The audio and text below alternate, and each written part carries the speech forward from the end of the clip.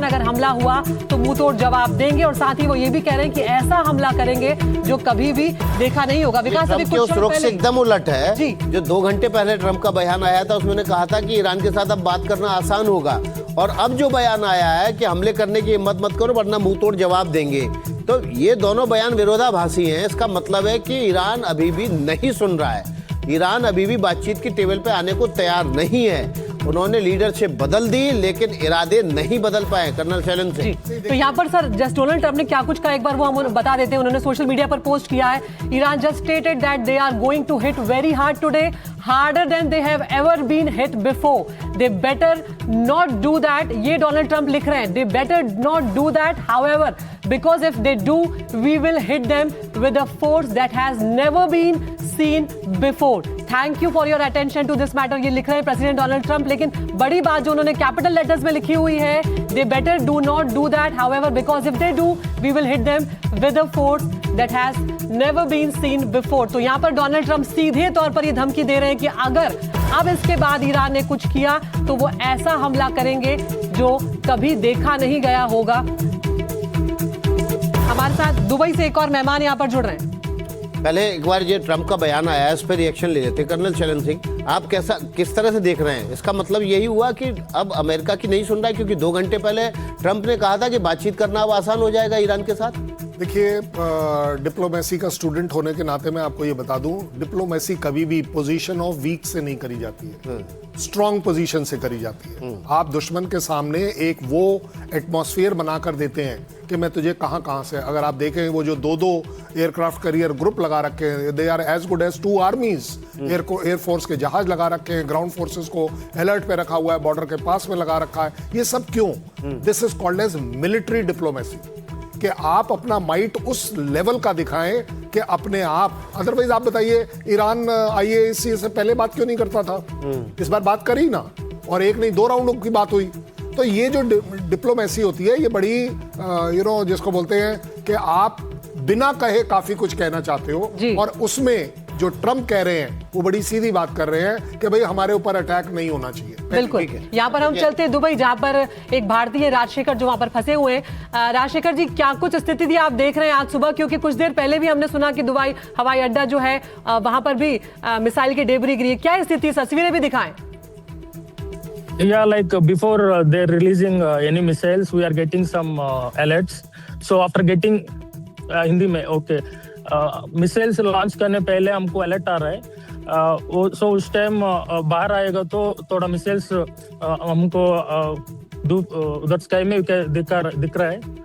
Okay, इधर 2 kilometres away we have, हमको वो US का कैंप बेस है।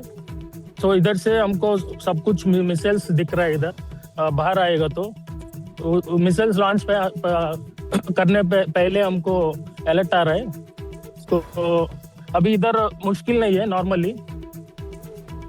तो आप राजशेखर दुबई के कौन से इलाके में हैं इस वक्त, और सुबह से कितनी बार सायरन साउंड आपको सुनाई दिया है? मैं अभी अबू धाबी में है, अबू धाबी चाइना कैंप में है। इधर ये कैंप में 30,000 का आदमी है। ओके। वो ज्यादा आदमी केरला लोग है, उसके बाद तेलुगु लोग है, उसके बाद हिंदी लोग भी है। मैं आंध्रा से है जी। तो आपने अपने परिवार को सूचना दे दी है कि आप लोग सुरक्षित हैं? परिवार में घबरा रहे हैं लोग? हाँ, मैं परिवार को भी बोला अभी इधर कुछ मुश्किल नहीं है। हम कैंप में रहेगा तो मुश्किल नहीं है, बाहर जाएगा तो वो वेस्ट पार्टिकल्स है ना, वो ऊपर गिर जाएगा।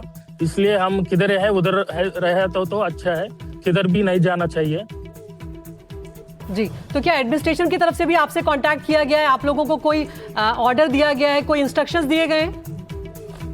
हमको अलर्ट्स आ रहा है, रूम में स्टे करो, किधर भी मत जाओ, ऐसा अलर्ट्स आ रहा है। क्योंकि वो वेस्ट लोग अभी वहीं रहना चाहते हैं या चाहते हैं कि जल्द से जल्द वहां से आपको निकलने का मौका मिले और आप वापस इंडिया आ जाएं? नहीं, इधर इतना मुश्किल नहीं है। हम इधर कैंप में स्टे करेगा तो मुश्किल नहीं है, बाहर जाएगा तो थोड़ा मुश्किल आता है। सो इधर बाहर नहीं जाना चाहिए, बट कैंप में स्टे करेगा तो मुश्किल नहीं है जी। तो आप लोग वहीं रहना चाहते हैं अभी, लेकिन जो लोग आपके कई परिचित भी होंगे जो वहां पर घूमने फिरने के लिए आए होंगे, किसी काम के सिलसिले में आए होंगे, क्या ऐसे लोग हैं जो अभी भी वहां फंसे हुए हैं? उनके हालात अगर आपको पता हो तो कुछ बता पाए? ऐसा ज्यादा लोग फंसे हुए हैं एयरपोर्ट में। मैं नॉर्मली आज मेरा फ्लाइट है, मेरा एनुअल लीव है, बट मैं कैंसिल किया। मैं रमजान के बाद जाने के लिए सोच रहा हूँ। ठीक है, ज्यादा लोग, मेरा भी फ्लाइट है आज एक्चुअली। जी राजशेखर, आप सुरक्षित रहें, सेफ रहें।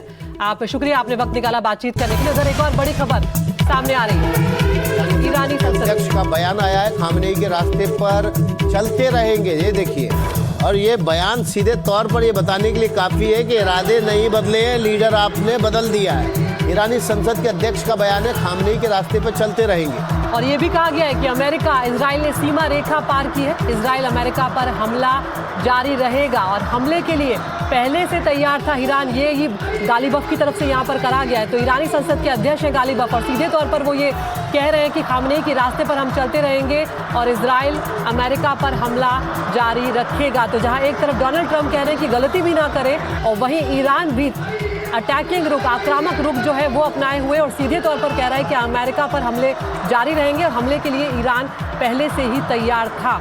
तो इस तरह की बात जब सामने आती है तो ये कहीं ना कहीं इशारा साफ है कि फिलहाल ये स्थिति इतनी जल्दी निपटती हुई नजर नहीं आती। दोनों ही पक्ष जो हैं, चाहे वो ईरान के विदेश मंत्री हो, उन्होंने भी कहा कि बातचीत के लिए तैयार है। डोनाल्ड ट्रंप ने कुछ घंटे पहले कहा कि खामनेई के जाने के बाद बातचीत का रास्ता साफ होगा। लेकिन ईरान की तरफ से, IRGC की तरफ से लगातार कहा गया कि ऐसा हमला करेंगे जो पहले नहीं देखा गया होगा, और अब डोनाल्ड ट्रंप ने कह दिया है कि ये हमले खतरनाक होंगे।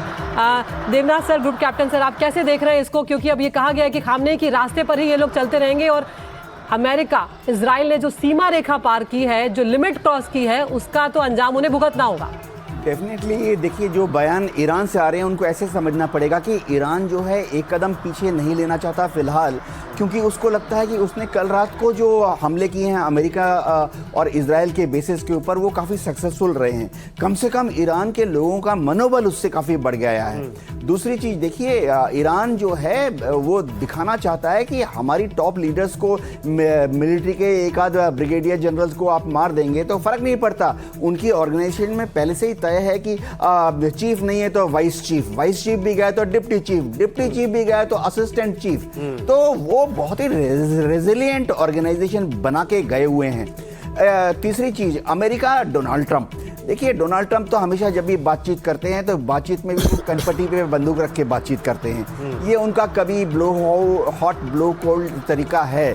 हम देखते हैं ना कि जब लेकिन ग्रुप कैप्टन, अभी तक यूएस ने मिडिल ईस्ट के अपने किसी एयर बेस का या नेवल बेस का इस्तेमाल नहीं किया है। वो जो इस्तेमाल कर रहा है वो इजराइल के एयर बेसिस का ही इस्तेमाल हो रहा है। तो इसके पीछे भी एक सोची समझी कोई रणनीति है? इसमें कोई शक नहीं है। देखिए, एक चीज़ तो है कि इन सब देशों ने डिप्लोमेटिक लेवल पर एटलीस्ट दुनिया को बोलने के लिए बोला है, अपने पॉपुलेशन को कन्विंस करने के लिए बोला है। देखिए, ये लोग किंग हैं, शेख हैं, अमीर हैं, इन सबको मालूम है कि कम से कम अपनी जनता को भड़काना नहीं चाहिए। तो जनता को भड़काने के लिए उन्होंने जैसे कहा है कि हमारी ज़मीन का, हमारे एयर स्पेस का इस्तेमाल मत कीजिए। यानी वो कम से कम अपनी आवाम को बोल सकते हैं कि हमने तो हमारे यहाँ से यूएस एयरफोर्स को जाने के लिए परमिशन नहीं दी है। एक टैक्टिकल रीज़न भी है। क्या होता है कि ये बेसिस ईरान के बहुत पास है, महज 100 किलोमीटर, 120 किलोमीटर। तो यहाँ से अगर यूएस एयरफोर्स के जो जहाज हैं वो बॉम्बिंग के लिए जाएंगे, जब तक वो ईरान के एयर स्पेस में घुसेंगे, उनकी हाइट ज़्यादा नहीं हुई है। वो 5000, 10,000 kilometre, 5000 feet, 10,000 feet and climbing. जबकि ये सारे जो यूएस एयरफोर्स और इजराइल एयरफोर्स के जो बॉम्बर हैं, ये बॉम्बिंग कर रहे हैं ज़्यादातर 30,000, 40,000 फीट की हाइट से। तो उसके लिए उनको दूर से आना पड़ता है, ताकि वो जब तक ईरान के एयर स्पेस में घुसें तब तक उनकी जो हाइट है वो 30,000, 40,000 फीट हो जाए और वो फिर वहां से अपने बॉम्ब्स को। कर्नल शैलेंद्र, यहाँ पर आपको भी मैं लाना चाहूंगी। हमने 2025 में देखा था कि 12 दिनों तक मामला चला था, लेकिन यहाँ पर जिस तरह का आक्रामक रुख दिखा रहे हैं, क्या बहुत लंबा खींच पाने की स्थिति में है खुद डोनाल्ड ट्रंप और इजराइल? मुझे नहीं लगता कि दोनों के लिए ये बड़ा फायदेमंद सौदा होगा कि ये लड़ाई लंबी खिंचे या एक्सटेंड हो, क्योंकि इसके 3 रीजन है। कहीं ना कहीं इंटरनेशनल सिंपैथी आपके साथ से टूटती है, कहीं ना कहीं मुस्लिम ब्रदरहुड अपने आप में जुड़ता है ईरान के साथ, कहीं ना कहीं ईरान को और रिएक्शन टाइम मिलता है, कहीं ना कहीं चाइना और रशिया फैक्टर कभी ना कभी तो प्ले अप करेगा। सो अगर ये सारी चीजों को देखें तो इसको ज्यादा एस्केलेट करने में एक्चुअली किसी का फायदा नहीं है। देखिए कर्नल शरण सिंह, आपको क्या लग रहा है, अब 2 दिन के, आज दूसरा दिन है वॉर का, सिंपैथी किसके साथ जा रही है? इंटरनेशनल सिंपैथी इस समय ईरान के साथ जा रही है, कोई डाउट नहीं है, क्योंकि इस समय कहीं कोई ऐसा, अगर आप यही सवाल इजराइल अटैक के टाइम ढूंढ रहे थे जब हमास था, तो सारी सिंपैथी इजराइल के साथ चल रही थी। उसके बाद एक नया सिस्टम चल पड़ा कि जीनोसाइड, तो थोड़ी सी सिंपैथी पैलेस्टीनियंस के साथ आई। देखिए इंटरनेशनल सर, कुछ कम्युनिटी, क्षणों के लिए रोकूंगी यहाँ पर। एक और बड़ी खबर सामने आ रही है। ईरान के जो गर्ल्स स्कूल पर हमला हुआ था, उसमें मरने वालों की संख्या जो है वो बढ़कर 148 हो गई है। तो इस बात को ईरान लगातार उठा रहा था कि ये बच्चों पर, ये जो नागरिकों पर हमला किया गया, ये अमेरिका ने गलत कदम उठाया है। और अब ये बड़ी खबर सामने आ रही है कि जो गर्ल्स स्कूल पर हमला हुआ था, उसमें मरने वालों की संख्या बढ़कर 148 हो गई है। दक्षिणी ईरान के मिनाब शहर में स्थित था ये प्राथमिक विद्यालय, जहां पर अमेरिका और इजराइल के बीच हुआ जो हमला था, उसमें 148 लोगों के मारे जाने की बात सामने आई और 95 के करीब लोग घायल हैं।